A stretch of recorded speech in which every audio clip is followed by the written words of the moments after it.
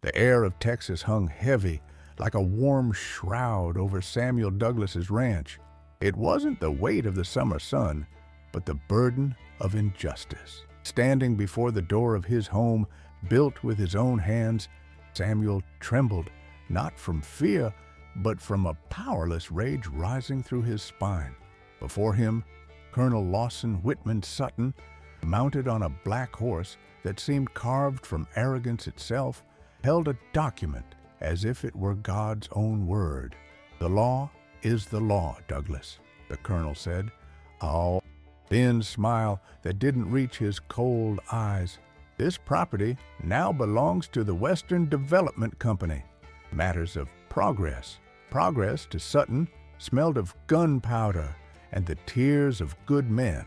The colonel's men, mercenaries disguised as militia, were already scattered across the property, their cruel laughter echoing louder than the sobs of Samuel's wife, clutching her children.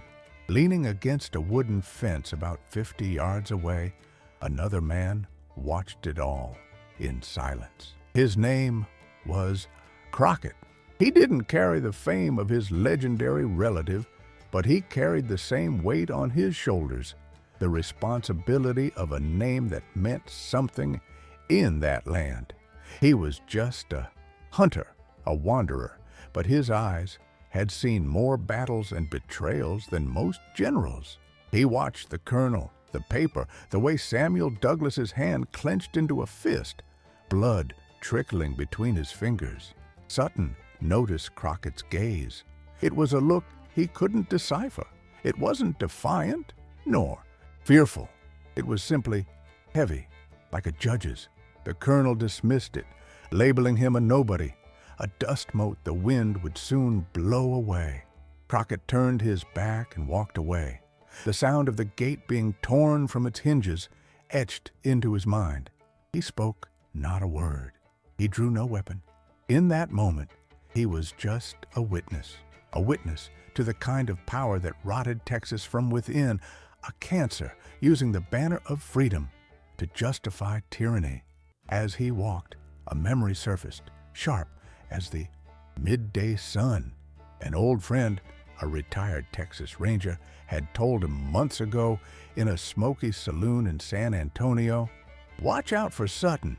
He doesn't conquer land with a sword, but with a pen dipped in poison and signed with the government seal." Crockett had ignored the warning. He thought justice, however slow, would ultimately prevail.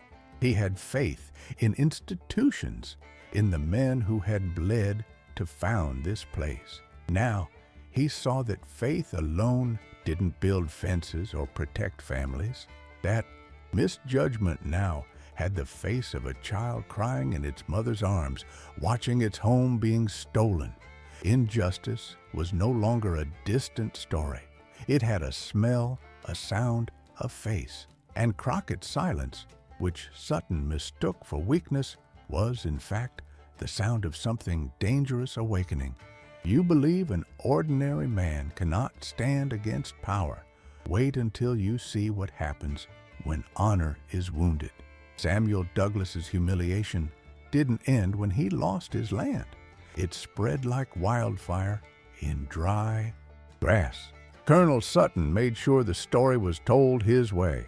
Douglas was a debtor, a man who didn't keep his word, an obstacle to Texas's glorious future. Within days, Samuel, once a pillar of the community, became an outcast. No one offered him work. Doors closed as he passed. Injustice hadn't just stolen his property, it had stolen his name. Crockett saw the Douglas family sheltered in the back of the church, living on the charity few brave souls dared to offer. He brought no food or money. He brought something rarer, his time. He sat with Samuel in the late afternoon, not to offer advice or make promises, but simply to listen, to be a silent witness to his pain, showing that the man was not invisible. Meanwhile, Colonel Sutton celebrated his victory. He organized a grand ball at the newly acquired ranch, inviting politicians, investors, and officials. Loud music and laughter drowned out any echoes of conscience. From a hilltop, hidden by the shadows of night, Crockett watched the lights of the party, the luxury built on the ruin of a good man. He saw Sutton's arrogance in every gesture, the way he raised his glass, confident in his impunity, believing power was an insurmountable wall. But Crockett saw not a wall.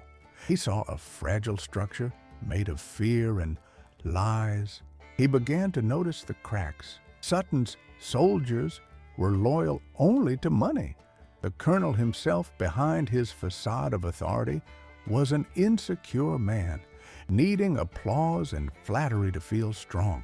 One night, while sharpening his hunting knife by the light of a solitary campfire, Crockett delved into an older memory, the Battle of San Jacinto.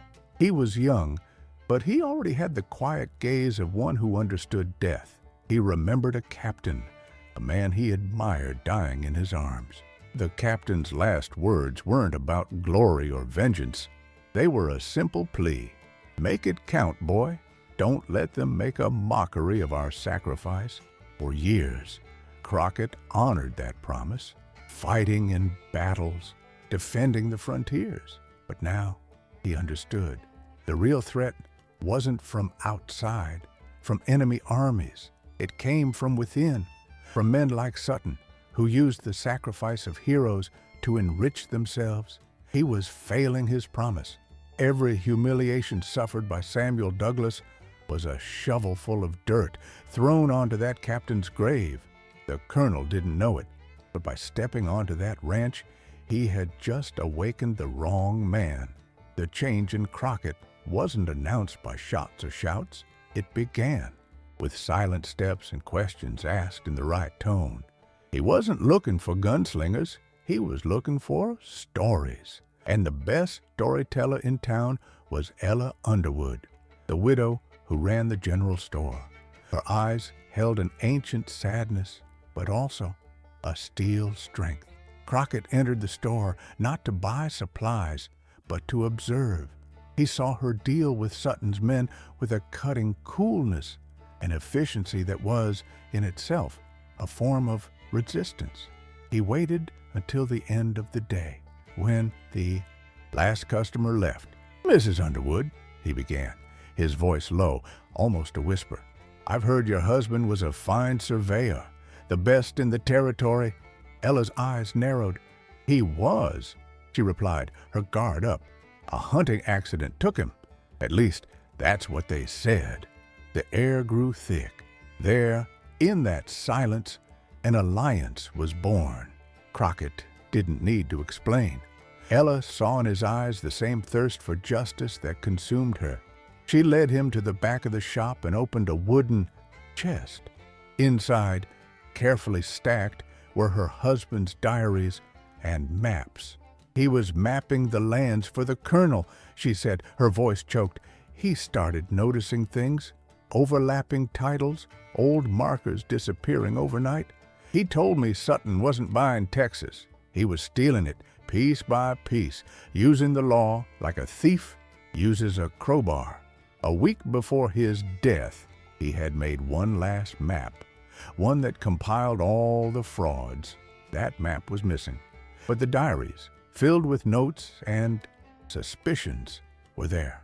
Crockett spent the night reading by lamplight, the surveyor's careful handwriting painting a picture of systemic corruption. He now had the why. The final proof was missing, the weapon that would bring down the colonel. With Ella's help, who knew everyone's routines in town, Crockett discovered that Sutton communicated with his foreign partners through a single messenger, an ambitious young man who rode east twice a month. Crockett didn't plan an ambush. That would be noisy, stupid. He used his knowledge of the land. Knowing the messenger's route, he found a stretch where the river made a sharp bend, forcing the trail through rocky, slow terrain. There he waited. When the rider passed, Crockett didn't attack him. He simply created a diversion, a perfectly imitated rattlesnake sound that made the young man's horse spook and rear. The messenger fell, and the leather pouch with the letters flew into the underbrush. While the young man calmed his mount, Crockett, moving like a ghost, snatched a single letter, the heaviest, sealed with Sutton's crest, and vanished. In that letter lay everything: the names, the amounts, the proof of the colonel's betrayal, not just of men like Samuel Douglas, but of the entire state of Texas. The powerful laughed, thinking he had given up. Little did they know, silence was just the sound before the shot. The day Crockett chose was the town's founding day. A holiday? Colonel Sutton, always eager for a stage, organized a speech in the main square. He was at the height of his power, standing on a makeshift platform, the Texas flag waving behind him like a theatrical prop. He spoke of progress, of order, of a bright future built on the foundation of law. His law. The crowd listened in silence, a silence of resignation, not respect. It was then that Crockett appeared. He didn't come on horseback, nor with a gun in hand. He came on foot, parting the crowd that opened for him like the sea before Moses. In his hands, he carried not a rifle, but a surveyor's diary with a worn leather cover. He stopped before the platform. He said nothing. He just stood there, still, and looked at Colonel Sutton. Crockett's silence was louder than any speech. It was an accusatory silence, a mirror reflecting all the colonel's rot. Sutton tried to continue, but his voice faltered. He tried to laugh, to pretend this wanderer was insignificant. But Crockett's gaze didn't waver. The people in the square held their breath. That gaze held the weight of all injustices, of all dispossessed families, of all broken promises. Sutton began to sweat. "What do you want?" he yelled, his arrogance finally cracking into desperation. "Arrest this man!" But his mercenaries hesitated, looking at the crowd, feeling the tide turn. Crockett didn't respond. Slowly, he raised the diary and handed it to the town pastor, an old man respected by all. Then he pulled the stolen letter from his pocket and gave it to the judge, who was in the front row.